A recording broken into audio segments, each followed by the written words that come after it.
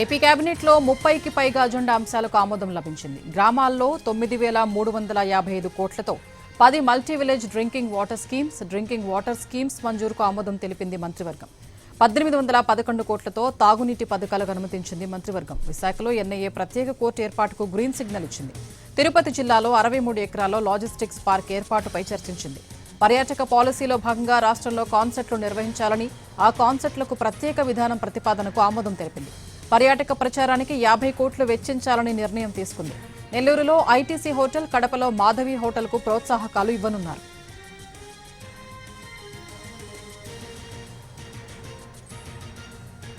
AP cabinet సమావేశానికి సంబంధించి మరిన్ని అప్డేట్స్ మా ప్రతినిధి ప్రసన్న అందిస్తారు. ప్రసన్న, ఏపీ కేబినెట్ సమావేశం కొద్దిసేపటి క్రితమే ముగిసింది. ఇంచుమించు 30కి పైగా ఎజెండా అంశాలన్నీ కూడా ఆమోదించిన పరిస్థితి అయితే ప్రస్తుతం మనకి కనిపిస్తుంది. గ్రామ ప్రాంతాల్లో 9,355 కోట్లతో డ్రింకింగ్ వాటర్ స్కీమ్ ప్రత్యేకంగా ప్రవేశపెట్టాలని దీనికి కేబినెట్ ఆమోదం తెలిపింది. నీటి ఎద్దడి ఉన్న ప్రాంతాలకు 2,943 తాగునీటి పథకాలకు కూడా కేబినెట్ ఆమోదం తెలిపిన పరిస్థితి అయితే ప్రస్తుతం మనకి కనిపిస్తుంది. తిరుపతి జిల్లాలో ఒక 63 ఎకరాల్లో లాజిస్టిక్ పార్క్ ఏర్పాటు చేయాలని, పర్యాటక పాలసీ కూడా ప్రత్యేకంగా కేబినెట్ ఆమోదం తెలిపిన పరిస్థితి అయితే మనకి ఉంది. దీంతో పాటు సిఆర్డీఏ, ఎస్ఐపిబి ప్రతిపాదనలు అన్నిటికీ కూడా కేబినెట్ ఆమోద ముద్ర వేస్తుంది. ఎందుకంటే ఎస్ఐపిబిలో ఇంచుమించు ఒక 10,000 ఉద్యోగాలు వచ్చే అవకాశం ఉంది. దీంతో పాటు పెట్టుబడులు కూడా ఎక్కువగా వస్తాయి కాబట్టి దాని మీద ప్రత్యేకంగా దృష్టి పెట్టిన పరిస్థితి కనిపిస్తుంది. కేబినెట్ ఎజెండా తర్వాత తాజా రాజకీయ పరిణామాలు ప్రత్యేకంగా చర్చకొచ్చాయి.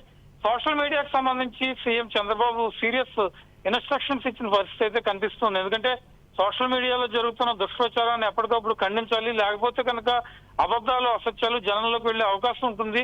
కావాలని ఎమ్మెల్యేలని, మంత్రులను టార్గెట్ చేసుకుని దుష్ప్రచారం చేస్తూ ఉంటారు. దీని మీద సోషల్ మీడియాకు సంబంధించి ఒక సపరేట్ మెకానిజం కూడా రావాల్సిన అవసరం ఉంది. అవసరమైతే దీని మీద ఇప్పటికే ఉన్న మంత్రివర్గం ఉపసంఘంతో పాటు ఒక కమిటీని కూడా ఏర్పాటు చేద్దాం, వీలైనంత ఎక్కువగా దీని మీద చర్చిద్దాం అని కూడా చెప్పడం జరిగింది. డీజీపీ కూడా ఒక ప్రత్యేకంగా పవర్ పాయింట్ ప్రజెంటేషన్ ఇచ్చారు సోషల్ మీడియాకు సంబంధించి. అంటే సోషల్ మీడియా యాక్టివిటీ ప్రస్తుతం ఏ రకంగా జరుగుతుంది, ప్రస్తుతం నడుస్తున్న కేసులకు సంబంధించి ఏ రకంగా ఉంది, ఈ వివరాలన్నింటినీ కూడా కేబినెట్ తర్వాత ఎజెండా తర్వాత పవర్ పాయింట్ ప్రజెంటేషన్ ఇచ్చారు. ముఖ్యమంత్రి దీనికి సంబంధించి ఒక ప్రత్యేక మెకానిజం ఉండాలని కూడా చెప్పడం జరిగింది. ఓవరాల్ గా కేబినెట్ ఎజెండా అంశాల తర్వాత తాజా రాజకీయ పరిణామాలు, law and order issue, social media activities ఇవన్నీ కూడా చర్చకొచ్చాయి. ఎజెండా అంశాలన్నిటికీ కూడా దాదాపు కేబినెట్ ఆమోదించిన పరిస్థితి కనిపిస్తుంది. Right, thank you Prasanna.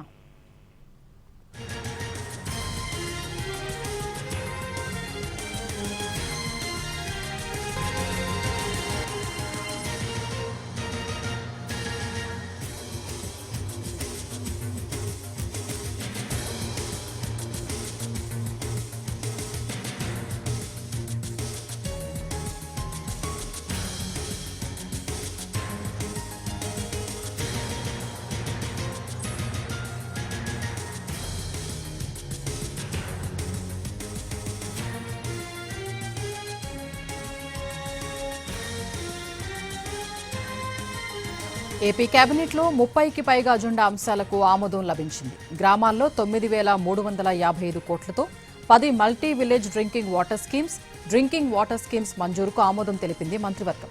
1811 కోట్లతో తాగునీటి పథకాలకు అనుమతించింది మంత్రివర్గం. విశాఖలో ఎన్ఐఏ ప్రత్యేక కోర్టు ఏర్పాటుకు గ్రీన్ సిగ్నల్ ఇచ్చింది. తిరుపతి జిల్లాలో 63 ఎకరాల్లో లాజిస్టిక్ పార్క్ ఏర్పాటుపై చర్చించింది. పర్యాటక పాలసీలో భాగంగా రాష్ట్రంలో కాన్సెప్ట్లు నిర్వహించాలని, ఆ కాన్సెప్ట్లకు ప్రత్యేక విధానం ప్రతిపాదనకు ఆమోదం తెలిపింది. పర్యాటక ప్రచారానికి 50 కోట్లు వెచ్చించాలని నిర్ణయం తీసుకుంది. నెల్లూరులో ఐటీసీ హోటల్, కడపలో మాధవి హోటల్కు ప్రోత్సాహకాలు ఇవ్వనున్నారు.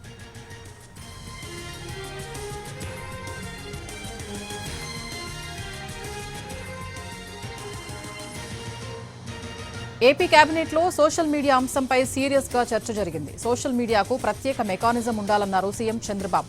సోషల్ మీడియాలో ప్రభుత్వానికి వ్యతిరేకంగా నేతల్ని కించపరుస్తూ వస్తున్న వీడియోలపై మంత్రులు తీవ్ర అభ్యంతరం వ్యక్తం చేశారు.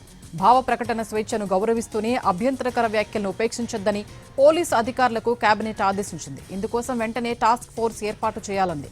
అవసరమైతే బయట నుంచి సిబ్బందిని తీసుకోవాలని పోలీసు శాఖకు ఆదేశాలిచ్చింది మంత్రివర్గం. న్యాయపరమైన చిక్కులు తలెత్తకుండా అవసరమైతే కొత్తగా పీపీలను నియమించుకోవాలన్నారు మంత్రులు. ప్రభుత్వంపై అభూత కల్పనలు, అసత్యాలు, అసలు విషయాలు వక్రీకరిస్తే ఉపేక్షించొద్దని గట్టిగా కోరారు మంత్రులు.